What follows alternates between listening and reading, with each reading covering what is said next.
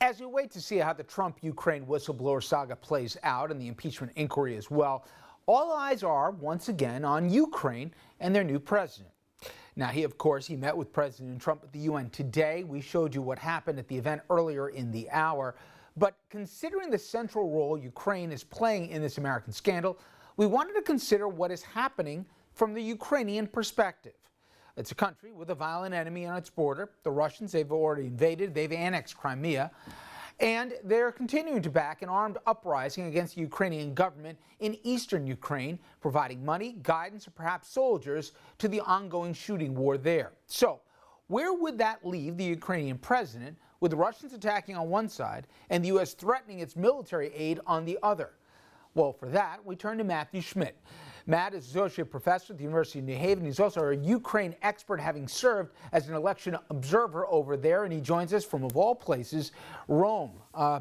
Lucky you. How you doing, Matt? I'm doing all right. A little tired, but excited to be in Rome and to talk to you, Rich. I appreciate you making the time for us. Put us in President Zelensky's shoes here.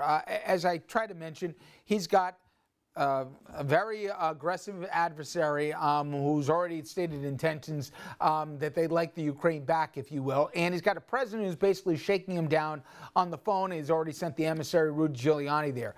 Talk about being between a rock and a hard place, right? Yeah, so the thing to remember is Zelensky is new to politics. He is a comedian. He has the most popular television show in Ukraine and in much of that part of the world. And he became president just this last spring. His party took control in the parliament just a couple of months ago, and he's completely untested. So when he walks into the room, he is not experienced with the normal, sort of statecraft. But then again, neither is President Trump, having come from, frankly, a very similar background. So Zelensky is an unknown variable in a lot of ways. We don't know what he wants to do vis-a-vis pushing Russia, if he intends to pursue more military action, if he's trying to back off of that. And we don't know, we assume that he wants American military aid, but that's not a simple statement. Is it medical aid? Is it, offensive weapons and these sorts of things? And so his statement today was very careful I'll leave it there for now. Fair enough. To that end, one of the things that, beyond the rank hypocrisy of it, but the President Trump, that is, his concern about corruption in the Ukraine, the funny thing is Biden, who goes on the record publicly saying, yes, he made sure then the Obama administration withheld $1 billion unless the prosecutors removed at the time. It was because the prosecutor was taking a blind eye to rampant corruption in Ukraine. If anything, an appointment of a different prosecutor, which he insisted would have probably brought more scrutiny if one was going to be applied to Hunter Biden. It's not like removing that prosecutor was in some way, shape, or form stopping a probe into his family.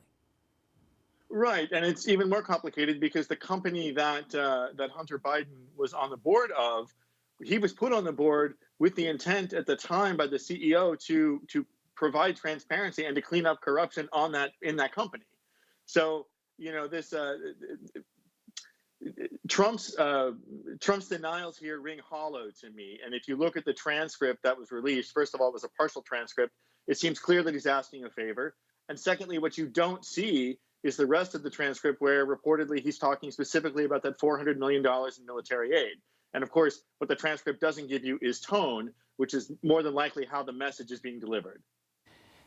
Finally, Matt, if you're Zelensky right now, and I mentioned and we talked about how you're really between, as we said, rock and a hard place, but if you feel that you're being either blackmailed or coerced on the other end of the phone or something even approaching it, give an idea to the legitimate concerns geographically where the Ukraine is right now with Russia, obviously a president with very strong relationships with Vladimir Putin, just how worried you'd be and just how, as I said, how impossible a position you are to push back against that president. It wasn't that this was a simple ask. There was an ask that had consequences if the answer was no.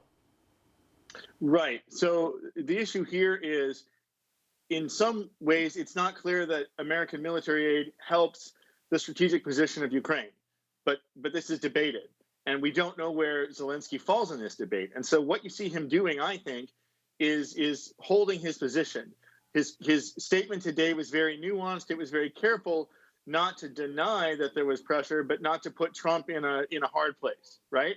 And so I think Zelensky has to figure out what his position is, and he's keeping his options open to be able to receive significant American military aid and or to be on the right side of history if Trump ends up going down because of this. Matthew, you have been, as always, a good egg here, making time in lovely Europe. I'm not going to keep you from the sights in Rome. Matthew Schmidt, thank you so much. I have a feeling we're going to be talking again in the not-too-distant future, hopefully on American soil. Thanks. Talk to you soon, Rich. Bye.